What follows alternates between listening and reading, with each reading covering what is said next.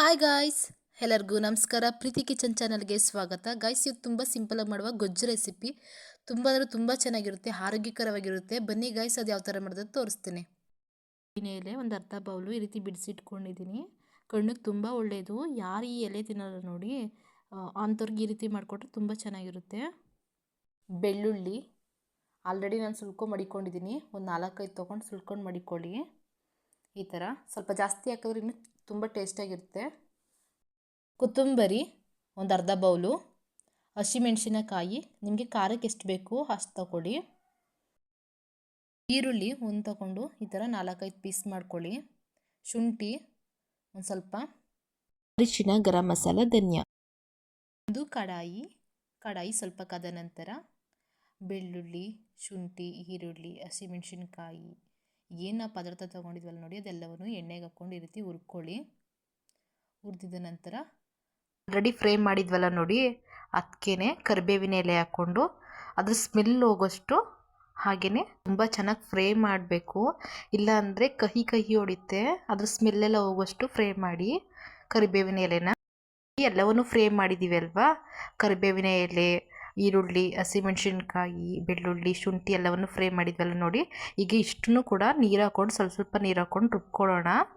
ಅರ್ಧ ಬೌಲು ಕೊತ್ತಂಬರಿ, ಒಂದು ಅರ್ಧ ಲೋಟ ನೀರು. ಈಗ ರುಬ್ಕೊಳ್ಳಿ ನೋಡಿ, ಈ ಥರ ರುಬ್ಕೊಳ್ಳಿ.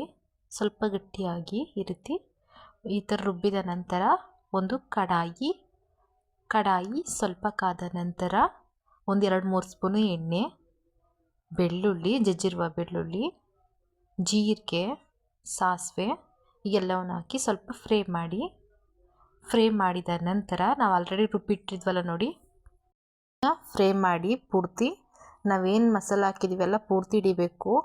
ಅಲ್ಲಿವರೆಗೂ ಫ್ರೈ ಮಾಡಿ, ಕಲರ್ ಸ್ವಲ್ಪ ಚೇಂಜ್ ಆಗೋಷ್ಟು ಫ್ರೈ ಮಾಡಿ. ಇಲ್ಲಾಂದರೆ ಹಸಿ ಸ್ಮೆಲ್ಲೆಲ್ಲ ಹೋಗಬೇಕು, ಇಲ್ಲಾಂದರೆ ಕಹಿ ಬರುತ್ತೆ, ತಿನ್ನೋಕ್ಕಾಗಲ್ಲ. ಹಾಗಾಗಿ ಚೆನ್ನಾಗಿ ಫ್ರೈ ಮಾಡಿ. ಎಲ್ಲ ಫುಲ್ಲು ಡ್ರೈ ಆಗಬೇಕು. ಅದ್ರೇನು ನೀರಿದೆ ನೀರೆಲ್ಲ ಸ್ವಲ್ಪ ಇಗ್ಬೇಕು. ಅಲ್ಲಿವರೆಗೂ ಫ್ರೈ ಮಾಡಿ.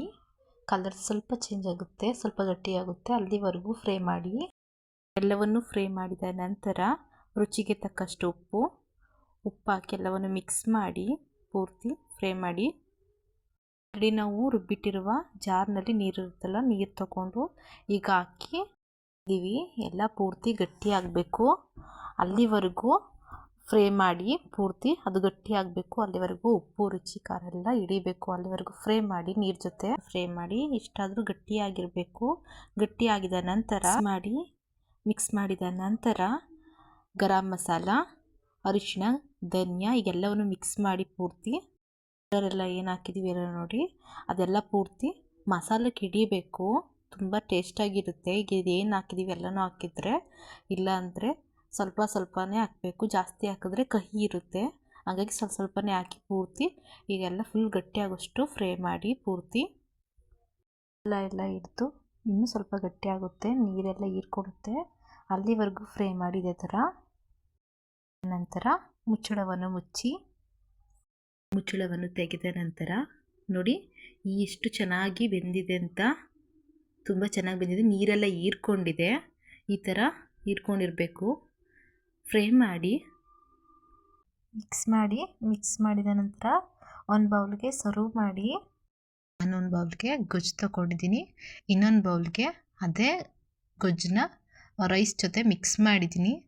ತುಂಬ ಅಂದರೆ ತುಂಬ ಚೆನ್ನಾಗಿದೆ. ನೀವೊಂದ್ಸಲ ಟ್ರೈ ಮಾಡಿ ಮನೇಲಿ. ಚೆನ್ನಾಗಿ ಬಂದಿದೆ. ಚಿಕ್ಕ ಮಕ್ಕಳುಗಳು, ದೊಡ್ಡವರಿದ್ದರು ಯಾರು ತಿನ್ನಲ್ಲ ನೋಡಿ ಈ ಥರ ಕರಿಬೇವಿನ ಎಲೆನ.